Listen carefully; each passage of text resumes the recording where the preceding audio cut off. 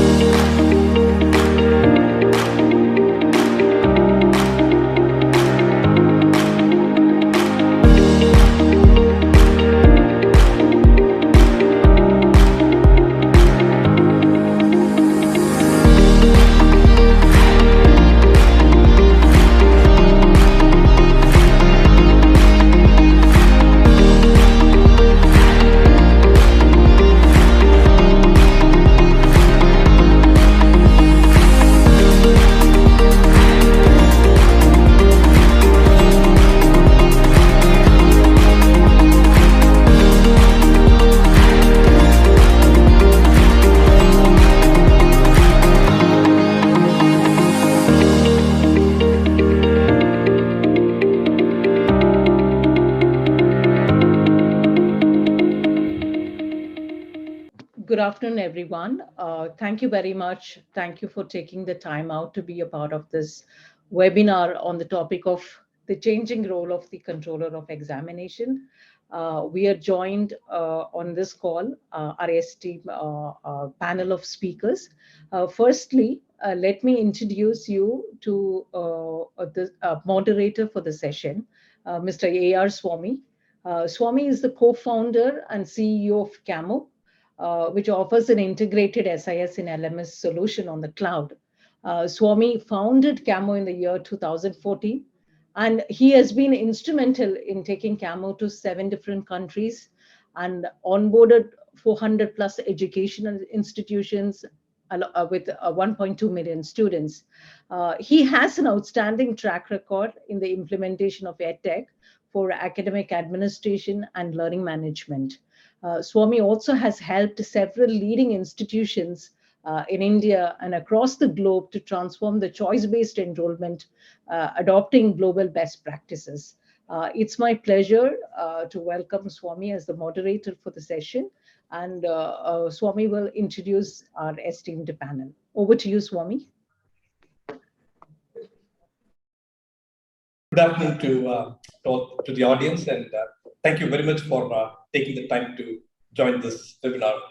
I'm very excited about the 2-minute speaker panelists for this afternoon for the topic of this discussion.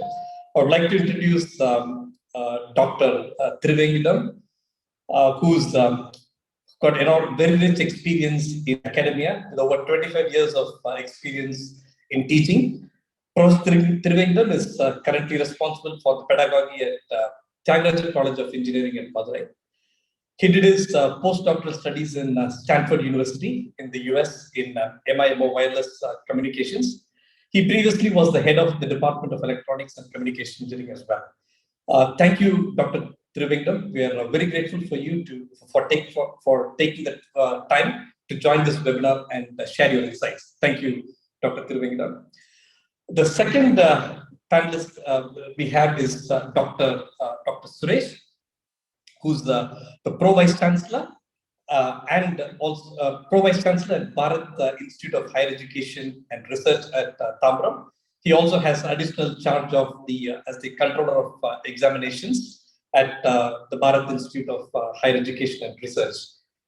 He's been with the Bharat Institute for about 14 years, held various roles as Pro Vice Chancellor, Principal, and Vice Principal, and very rich experience in academia. And we're now very delighted working along with Dr. Suresh on transforming the Controller of Examinations department. Thank you very much, Dr. Suresh, for taking the time to be a part of this webinar. So with that, we can get started with the webinar. The format today will be a more of a discussion room type of format. It'll be more of question and answers that I will have some questions for the panelists, and they will answer the questions. So we will have the question answer session in a discussion format for about 35 to 40 minutes or so. And you can use the Zoom chat, the question. If you raise the Q&A panel in Zoom to raise any questions you have. You could have any questions you have. Please try to keep it interactive and just type your questions in. And Carolyn will help to call out those questions. We will answer it as we go through the discussion. We'll answer it on the fly. And separately towards the end, about 15 minutes, we will have just for Q&A. You don't have to pile up all your questions for the end. You can keep asking them. And we will keep it as interactive as possible and look forward to the participation from the audience as well. So with that, we can get started with the discussion for today. We'll start with Dr. Suresh. Hey, Dr. Suresh, can you like to hear your insights on what you think about the topic and your views on the topic for today's webinar, Dr. Suresh? First, let me thank the organizers for giving this opportunity to meet all the guys through online. I think this is the wonderful occasion that raised by CAMO on the occasion to make everybody and enable everybody listen what's kind of order as far as examination is concerned, that we all need to adhere, we all follow, to enrich, enhance all the young budding graduates who are looking for their degree. It's valuable. For the past 2 years, how much trouble that we all had, it's uncountable. It's not explained with words, but somehow the ERPs and CAMO support we at Bharat Institute of Higher Education and Research a lot, enabling all of us to undergo this kind of worst scenario that we never come across yet. But then this enabled all our budding engineers, budding scientists, budding facts, everybody to seize their examination wonderfully to make themselves hurdle-free and enable all of them to complete their requirements, basic requirements as examination.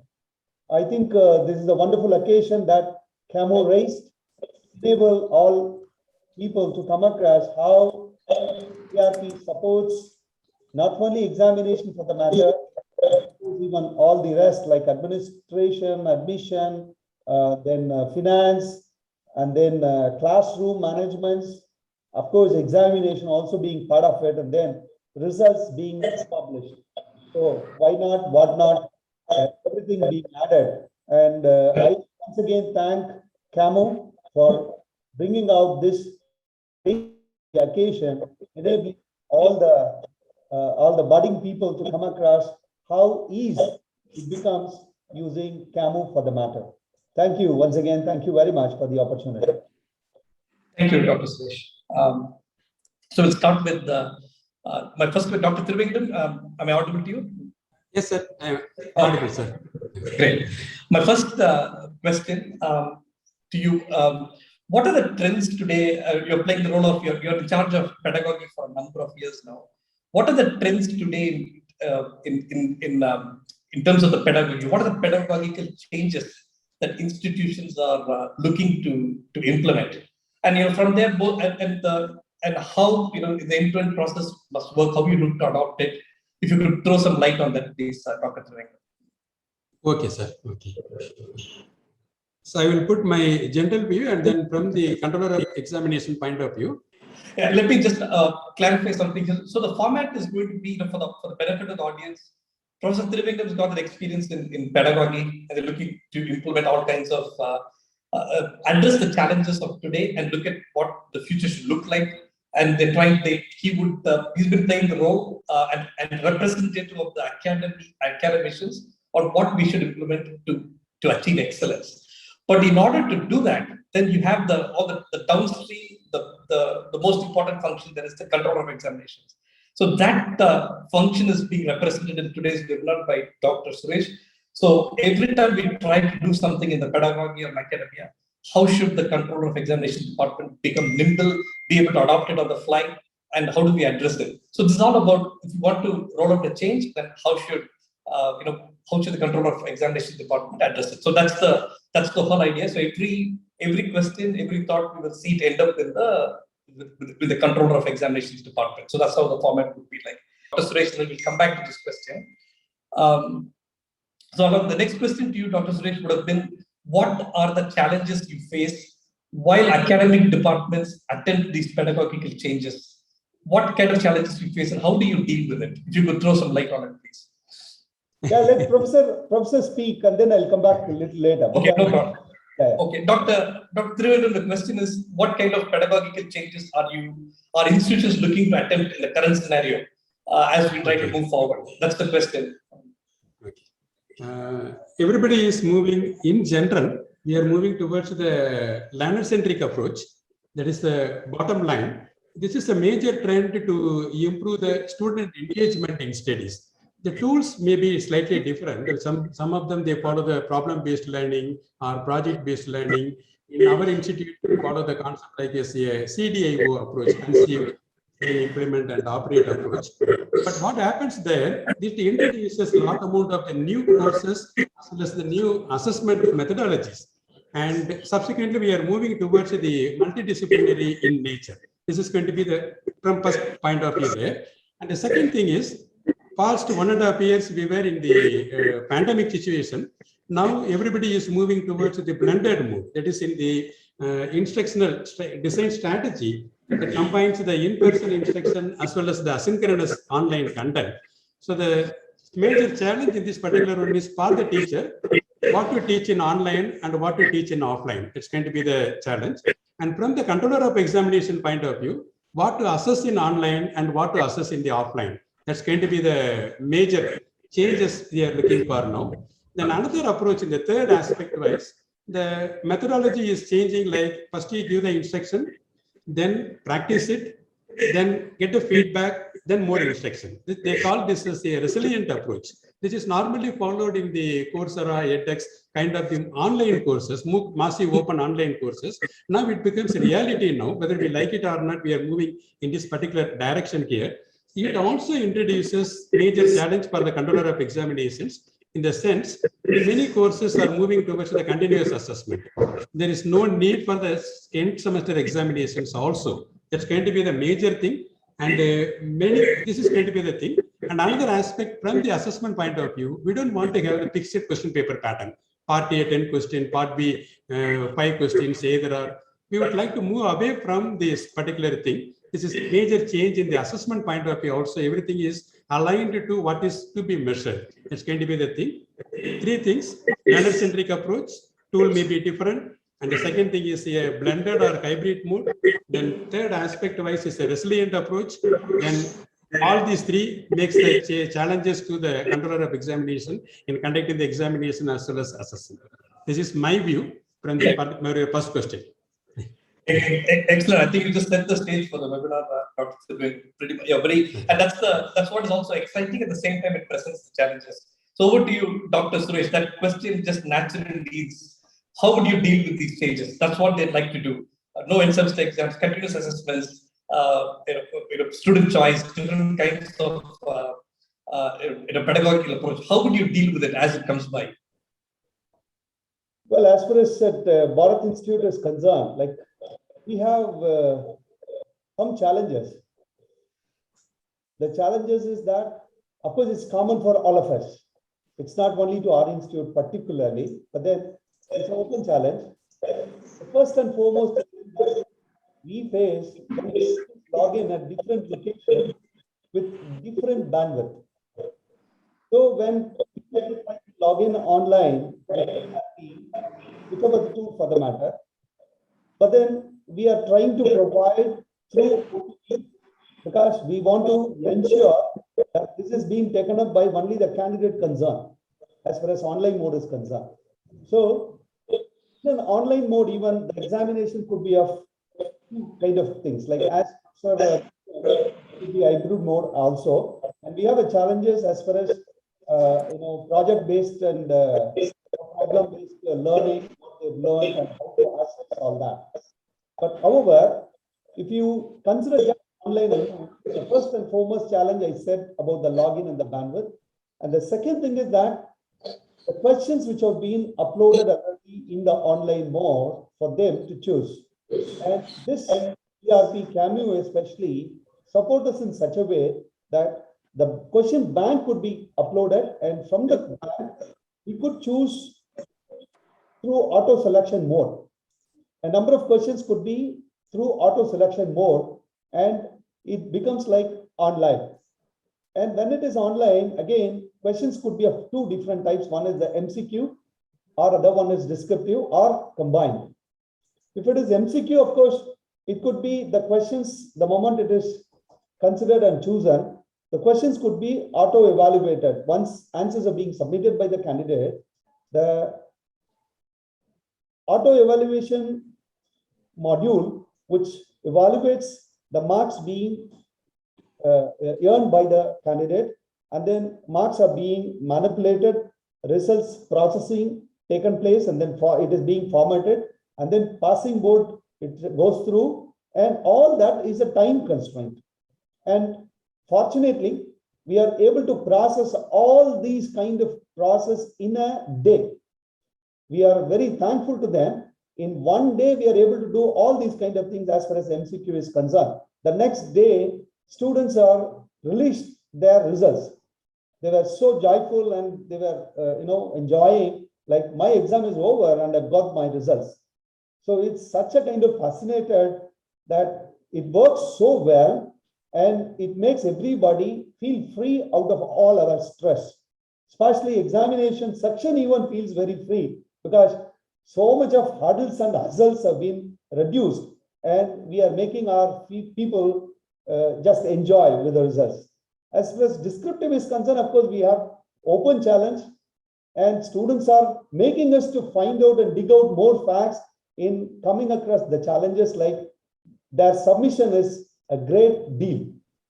They're all being asked to submit in PDF form, but then this PDF itself is having a lot of support from various open tools which are available in the net. Go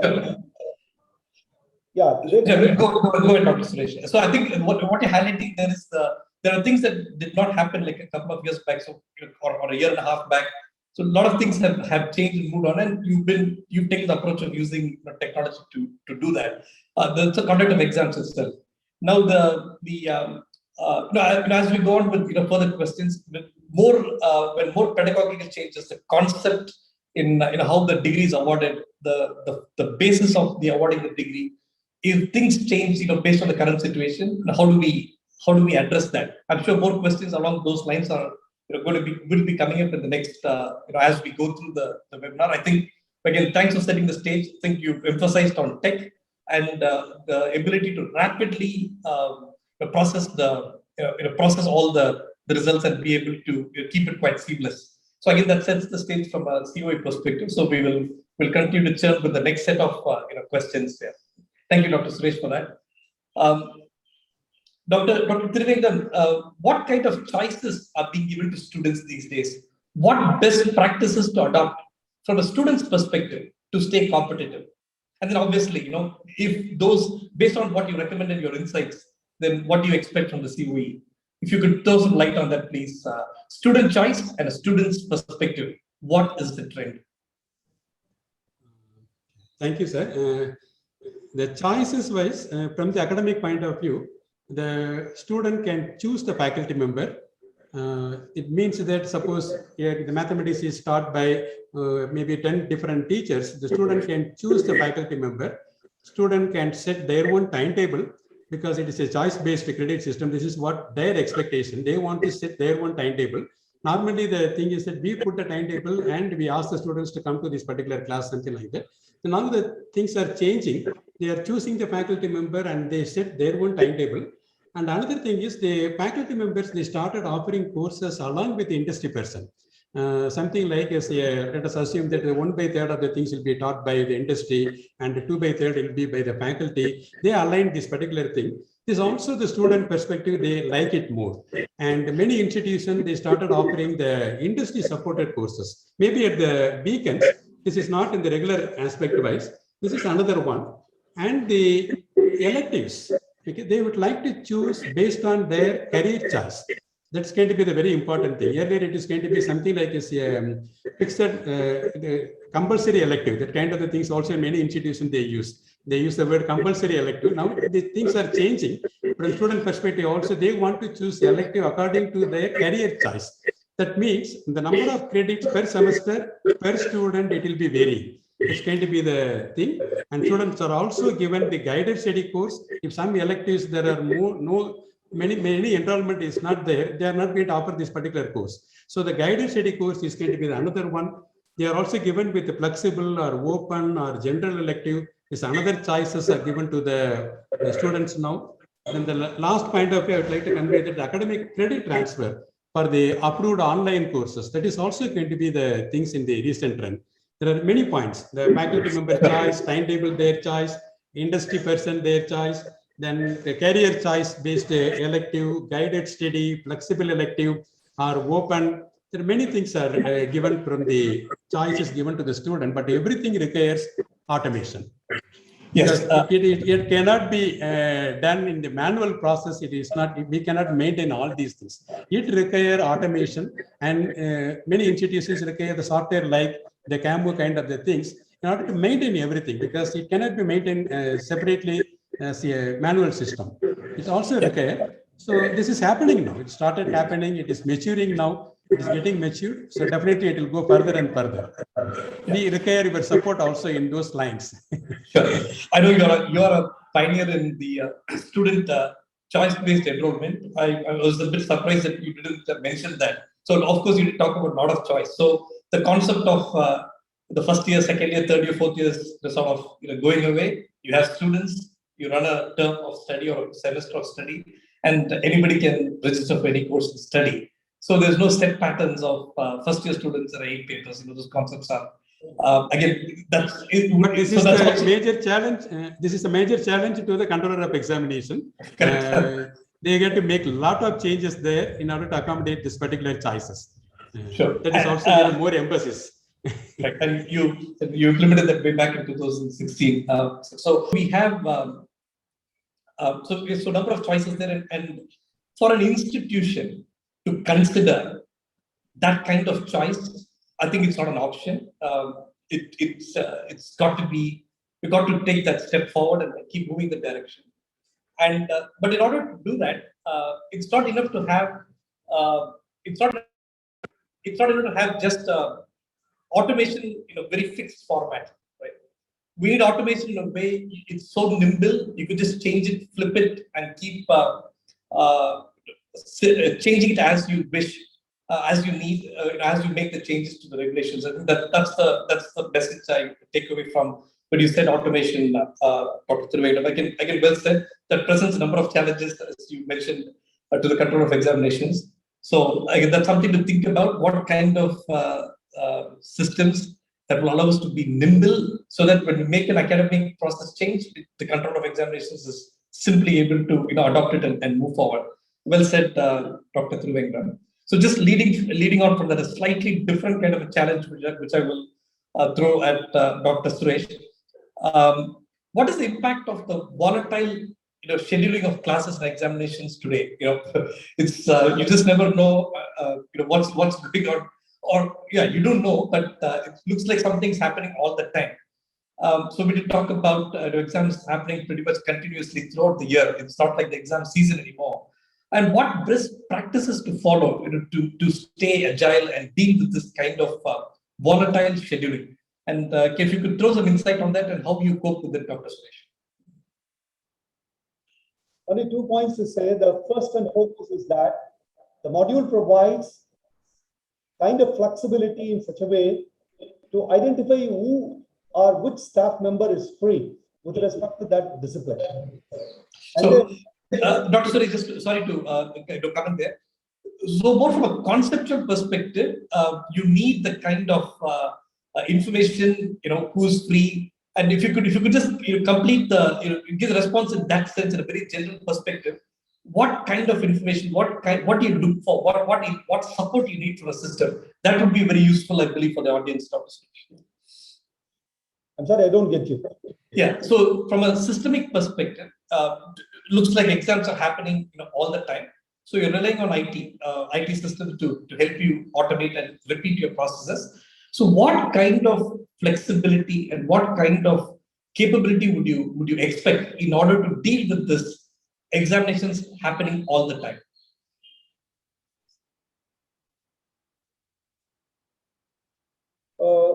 As far as I am concerned, with respect to the volatile scheduling of examinations,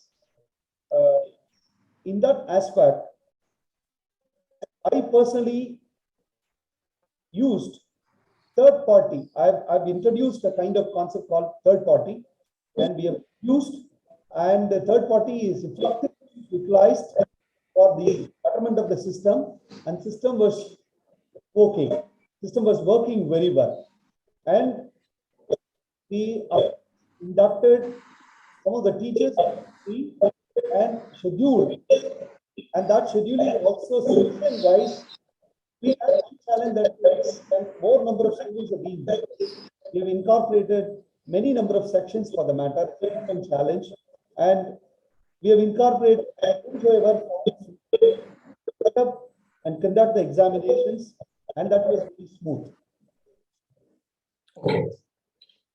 Sure. I think so. A system that is sort of able to give you who's free at what point in time, find a slot very quickly, and find out which students need to who have registered for the exam and be able to conduct it. And since this is happening all the time, you're relying on automation to help you deal with kind of volatility. And so that becomes like it's almost like you just need to keep repeating the tasks over and over again, and its automation becomes quite crucial to that. Quite well understood. Yeah. Right. So thanks, Dr. Suresh. I'll move on to the next question in Dr. Trivandrum. How should institutions deal with offering students other options? We talked about choices and stuff. Now going one cut above that, concepts like dual degree, allowing them to learn online. Yesterday there was an article from Anna University. Students are allowed to take 2 courses online and get credited for that. So now the concept of all students studying together semester by semester and doing the same 8 papers. Now this starts breaking that, right? People may just take whatever course they prefer and they expect to be credited for that. So again, that disrupts how you will assess it and how you will credit the students and award the degrees. So dual degrees, allowing students to study online, and also the concept of multidisciplinary. So engineering student taking an arts and science course, things like that. So we start throwing what kind of options are becoming are popular these days. If you could throw some more light on what you see as popular options for the students. With respect to the online learning, thanks to the pandemic situation, there are many advantages also now in academic side. Many institutions, they started creating their own online courses, like Coursera or the edX kind of the thing. They started giving their own online courses for their students. It becomes, then they are also giving the credit for that particular things now. So it is slightly the changed environment. Earlier we talked about the classroom teaching. Now it is on the complete online education and online courses, something like in the NPTEL and SWAYAM they started giving. They are also preparing that particular kind of the things. One way it is good that the many institutions like the Abroad, Great Learning, there many things are there. They are going to make it as a combination. So they have started giving the with combination, they have started giving some courses. This is one aspect side. And another side, they like in the NEP, they started looking at the academic bank of credits. So once they earned a sufficient amount of credits, the students are encouraged to go for the major or minor or dual degree so that they will become eligible for the kind of the things that also require automation. This is another challenge for the controller of examination. IT system should be designed such a way that every student, each and every student should know that what they have credit, how much credit they got it in each credit distribution table, and whether they are eligible for the dual degree or kind of the things, and what are the things to be supported by the mentor in the institution. That kind of the things are happening now, and they are also thinking about that how many credits or what are the courses do we conduct examination. That's also going to be the major challenge. There are many online courses are available. What is the strategy we are going to follow for each institution, whether we are going to conduct separate examinations for the online courses they studied, or we are going to take that score itself as the mark for our transfer now, this kind of the things. So basically, I would like to mention again three points. One is about the bank of credits. Then each and every student should know what about their credit distribution and what is required if you want to complete the dual degree. They should be encouraged such a way that it is going to be separate, maybe the icon for that particular thing, and conducting the examination for the online courses. If you are, whether you are going to take the as it is, or you are going to conduct a separate examination. If it is so, the challenge is who will set the question paper and what kind of the courses we are going to support. All these things are coming into a picture. And the major thing is that many institutions, they started their own creation of the online courses. That's going to be the interesting point now, from my observation. Again, that presents a lot to think about. Good ideas, great ideas, it's all happening out there. But how do we adopt it, operationalize it in the institution, and award the degree? So a lot to think about if you look at it from a controller's perspective. A lot of food for thought, and these are things that have been proven and done and automated. But it's we need to have a very firm view of how the process will work end to end. Thanks for that insight, Dr. Thiruvengam. Now, Dr. Suresh, now just leading from that particular point. So how would you prepare the the COE department? For example, students take online courses, they want to get credited for that. Introduction of multidisciplinary learning. I know you are running the department across a variety of disciplines. So if either your institution or any other institution were to make a push, these kind of choices, taking courses outside of that college in which they are studying, which is now a reality. How should the COE department prepare themselves for this? Well, a couple of things that I would like to make it. Our university is a multi-stream university where we offer law, agriculture, architecture, engineering, arts and science, and of course, medicine, dental, physiotherapy, nursing, pharmacy, everything. We have certain things like people can take up honors degree. People can take up their degree with a specialization, minor or major, or of course, they could have a cross-discipline also. The new educational policy is inducted in such a way that go for dual degree or cross-disciplinary as well, and have 2 degree course if they have more credits on their, on their well-being. So according to, as far as, go ahead, please. According to this, according to the curriculum being prescribed and under outcome-based education and of course choice-based credit system, CBCS, the system is incorporated in such a way that the moment the student get into the system, is nominal is being generated, and once the nominal is being generated, he is made to register for his credits.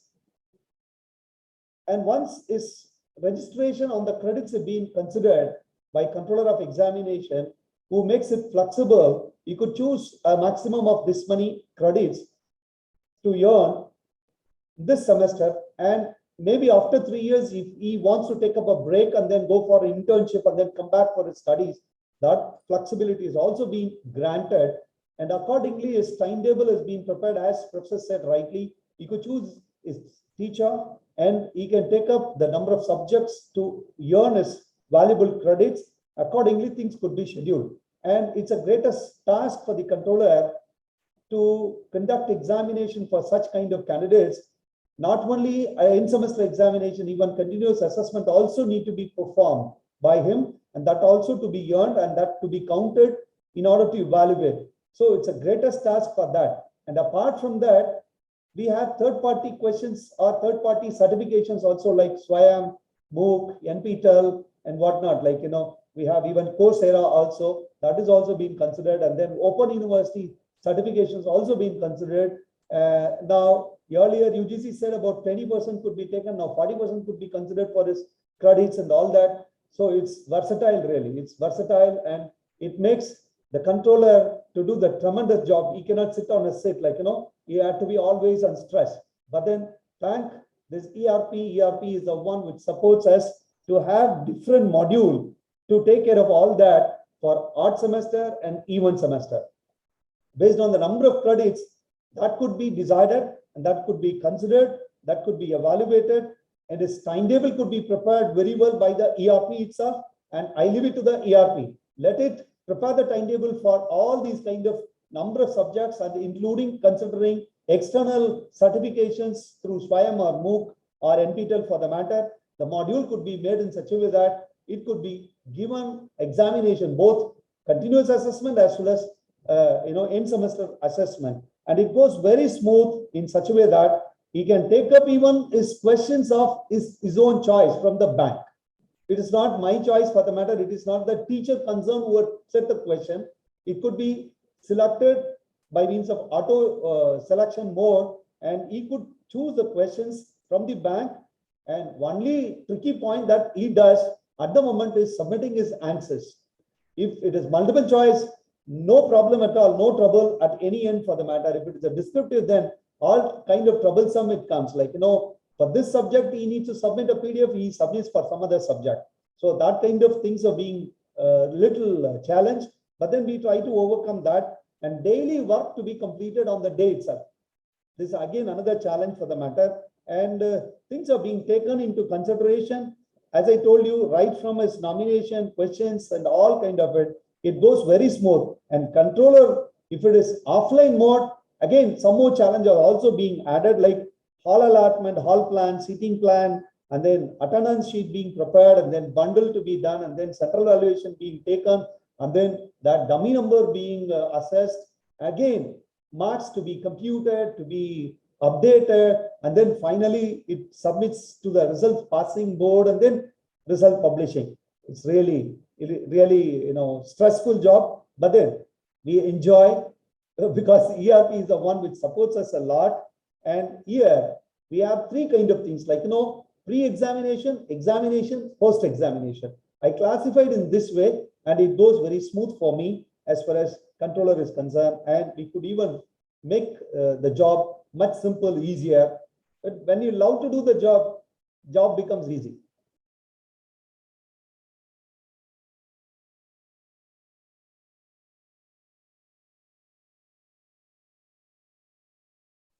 Please unmute.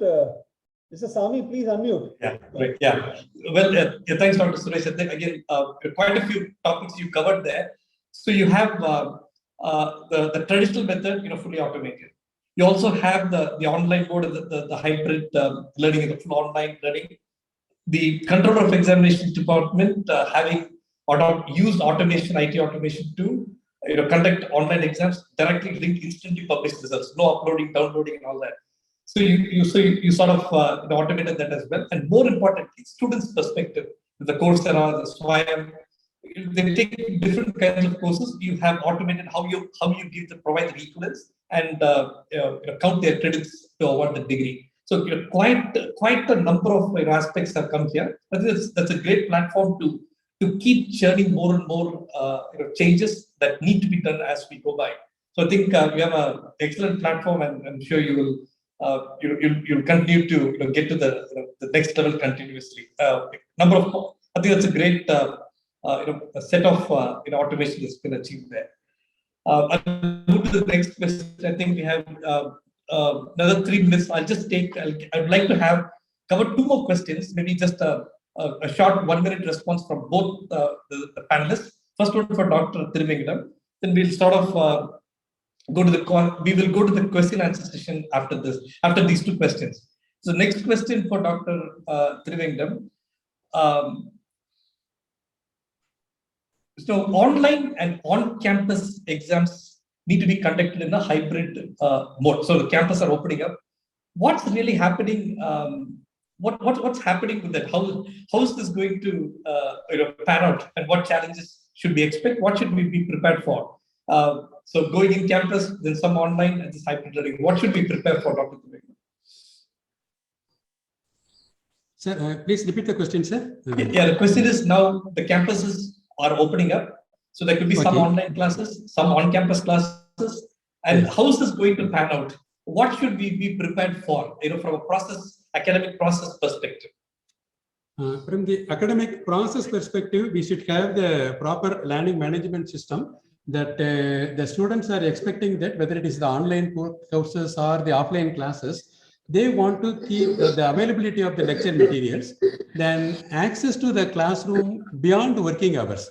That is also they expect that. So we should keep a proper learning management system that's a repository for them, like in the online courses, like in the Coursera, edX, or NPTEL kind of the thing. The students should be given the accessibility at any time, anywhere. That is going to be the thing. It is popularly coming up now, as well as the discussion forums are becoming very popular now. Apart from the WhatsApp and the group and the discussion kind of the thing, every teacher, they have, for each subject, they have the discussion forum. That's also going to be another big advantage for this online or offline classes kind of the things. Okay. Thank you, Dr. Trivandrum. So the concept is to keep like a content hub and use that continuously, irrespective of whether the classes are online or on campus. Or so offline, that offline, because we don't so that they can access it anytime, anywhere. That is the thing we get to adapt it now. So we don't switch to some video conferencing for a couple of months and then come back on campus and then use a different method. So it needs to be one content hub for everything put together. Yeah, I think this is a very valid point to consider. Again, it requires the support from the automation, education automation gear. Yeah, definitely. Now, again, this is a question for Dr. Suresh. The last question I'd like to ask: what's the role of an IT system? You've implemented the CBC as the choice-based credit system. You covered that in the previous response as well. So now this is sort of breaking up the concept of all the students studying together, a batch of students studying together in one semester and go exactly 4 years and then complete it. But now the choice-based enrollment that's implemented is sort of breaking that up. How critical is IT automation in addressing, in enabling that? How have you implemented it?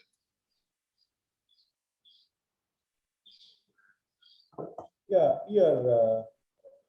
the modules which are being supported by ERP, that the moment admission is being over, is nominal being generated, and that is passed on to not only respective faculty, it comes to the examination as well.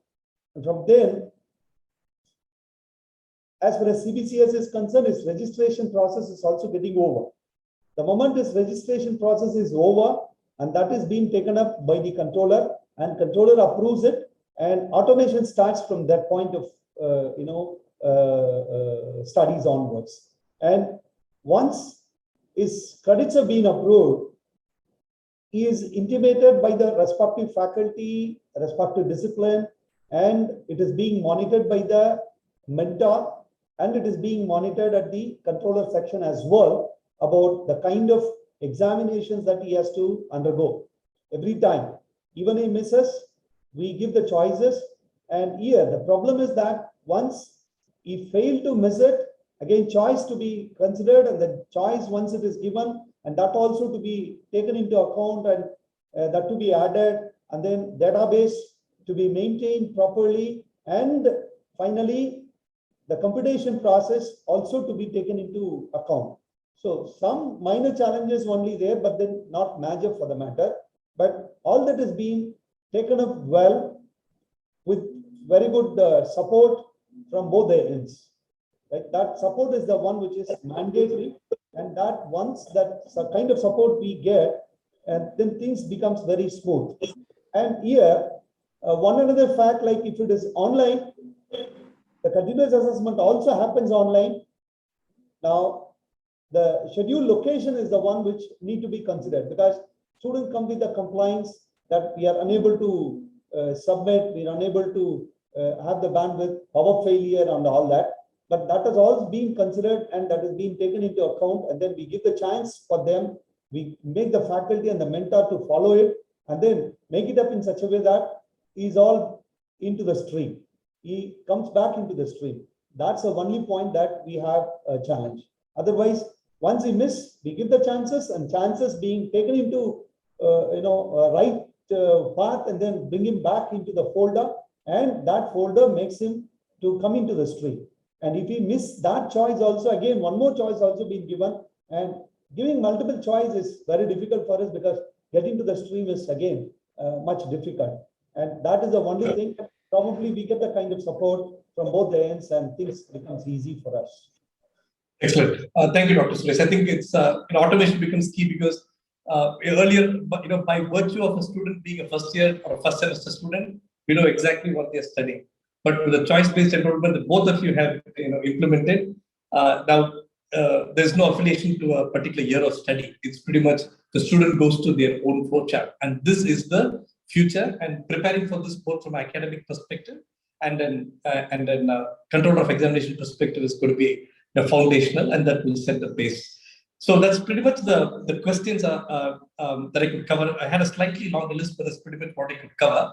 So we have another 11 minutes left. I suggest we take questions from the audience. So any questions? Swami, please feel. I think one question is there from Bhanumati. I think please it's to you, Swami. I shall read this out. Can the controller secure the data being stored in the cloud server while using a particular ERP? Is there options for the same? I can share my perspective. See, a cloud ERP system or college management system is no different from any bank software. You have money in the bank, you should be able to take the money out, transfer it, take a statement of accounts, download it, and close the bank account, or move on to or do something else. It's the same way. Once you finish processing the results for a particular semester, any system, I would demand that I should have the ability to just do a bulk download of pretty much the entire set of results, the schedules, and so on and so forth. So there should be possibility to pull everything down, and for example, in an Excel format, it should be possible. So you have your complete set of schedules, your complete set of results processed. So that's that would be my response to that question. Any other questions? I hope I hope that answers your question, Madam Bhanumati. The next one is it possible to include MOOC for CGPA calculations? It's more sure. possible. Doctor, it's very possible. Very much possible. It's being done. Okay. Would you like to just throw some light on that? We are also giving the credit CGPA calculation. We include the MOOC courses score. It is possible. Yeah, I guess it's done through an equivalence, right? There's an equivalence, and then we set how many credits we are due for that particular course. So it's possible to do that. Different institutions follow different methods. But I think the approach is equal. There are 3 types: 2 weeks course, 3 weeks course, 4 weeks course, 6 weeks courses. So it depends. If it is 2-week course, the number of credits being considered as only 1. If it is 4-week course, the credits being considered as 2. If it is 6 weeks course or more than 6 weeks, it is considered as 3. So every 2 weeks, it is considered as 1 credit, because number of duration as far as the syllabus being prescribed and number of week duration also being considered, and that is taken into account for CGPA calculation. It goes very smooth, easy. Yeah, excellent. Okay, go ahead, please, Captain. Okay, I hope that I hope that answered your question, Ms. Jenny John Matam. And we have another question, which is, what about verification of results, mark sheets, degrees online using some QR code? Yeah. So let me take that. It's quite possible to do that. Swami, Now, are you yeah, there? Yeah, I'm there. Am I audible, Carolyn?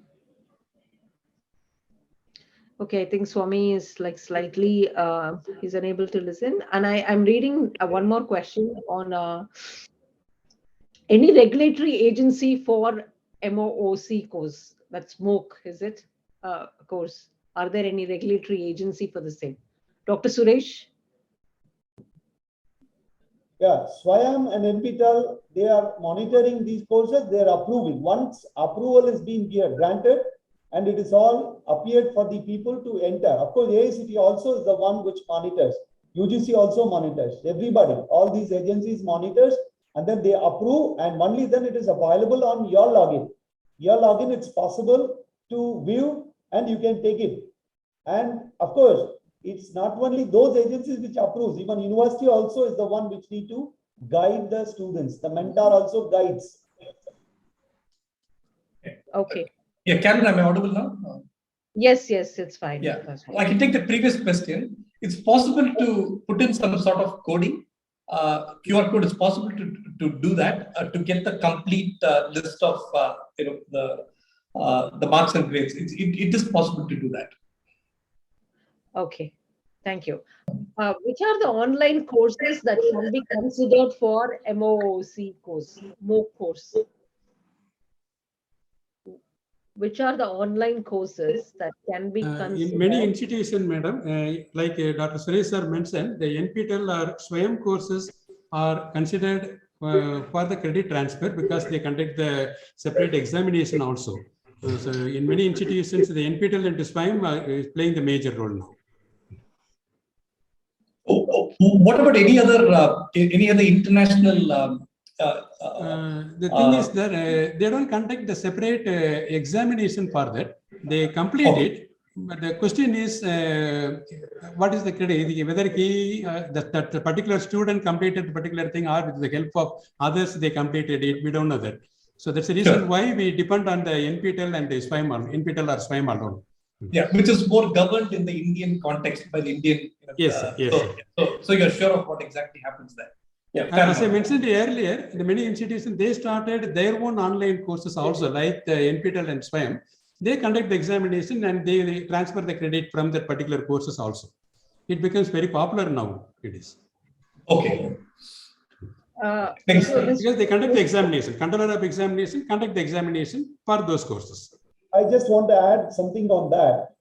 See, the agencies which are being conducted online courses that may be approved by the university, there are a variety of such kind of organizations which offers such kind of online courses.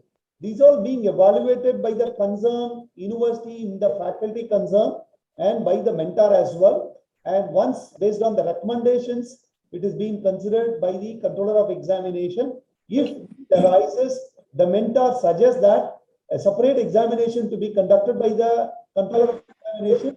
Of course, we do. Would you have any response to this evaluation on blended learning, the view of COE? What do you think is your understanding of this question? Probably if you can elaborate a little bit to Mr. Dr. Suresh, probably you can take that question. Yeah, just I'm not able to drill down further. So just me, I think we covered the topic. Maybe I can just have a go at that. We covered the topic evaluations on blended learning. We covered a number of scenarios. Dr. Suresh talked about how the totally online evaluations, online learning, and the evaluations can be done. So we've gone through that. So then there are going to be some classes on campus. Again, Dr. Suresh talked about the processes for that. And we also talked about, Dr. Trivingam also talked about to keep the content, the teaching learning process, keep the content hub as just one content hub. And whether you're on campus or online, you keep accessing, you keep discussing things and keep one content hub. So just treat it the same way you do it. It's just that the medium is slightly different. Either you're writing an answer script, you're taking the exam on an answer script, or you're taking it online. But the process and the methodologies need to remain the same. That would be my response on what I think that is the intent of the question. So we'll do one more question. Yeah. How to do OBE attainment calculations during this pandemic? Yeah, I'll leave that to Dr. Trivengatam. How do you do OBE attainment calculations during the pandemic? There is no things like a pandemic situation or non-pandemic situation. This OBE calculation is mainly, there are maybe we get to meet all the program outcomes when we talk about this OBE concept. And unfortunately, in many institutions, all this calculation based on the cognitive aspects only. That is only on the knowledge base they are going to measure everything there. That is a major thing. Recently, the AICTE has introduced an exam reform policy. For the OBE implementation, for each program outcome, we get to identify a performance indicator. Then from that performance indicator, we get to measure whether that program outcome is attained or not. That's going to be the one approach we get to do it. We get to make a lot of changes in the IT automation also, because all the program outcomes are not based on the knowledge part alone. Some of them are based on the attitude and some of them are based on the skill. So we get to identify the proper assessment methodology, not only the examination and the test. So we get to identify the activity based on that. Then we get to substitute the mark in the calculation side. Maybe the controller of examination, they may conduct the examination and the test. Those marks will be very much helpful for the cognitive aspects or the knowledge part of the program outcome. The other things we get to capture through the IT automation, and it should be kept there. And one more thing you can do it apart from OBE, because a lot of data is available, because a lot of student data, a lot of faculty data, and everything is available. If possible, we can do some kind of the research analysis on that. Then we can say that these are all the courses you can take. That kind of the thing also you can do it.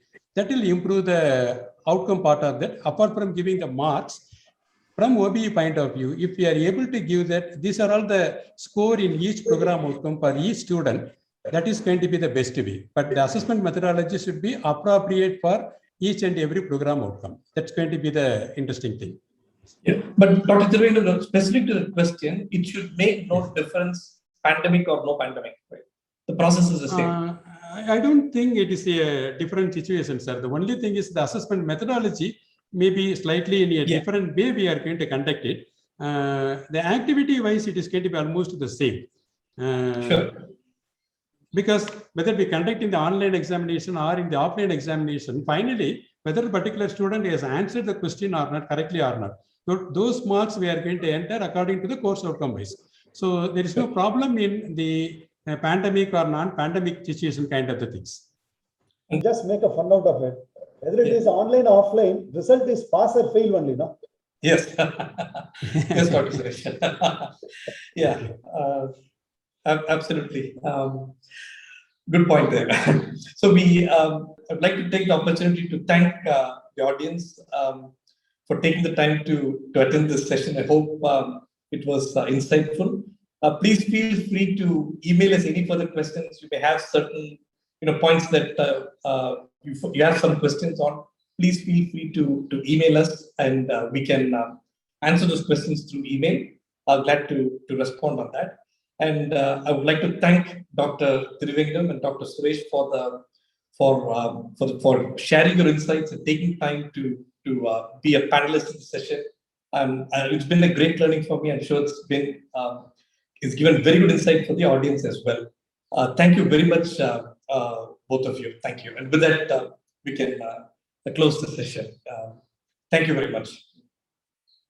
Thank you all very much. Thank you, sir. Thank you. Thank you. Thank you. Thank you.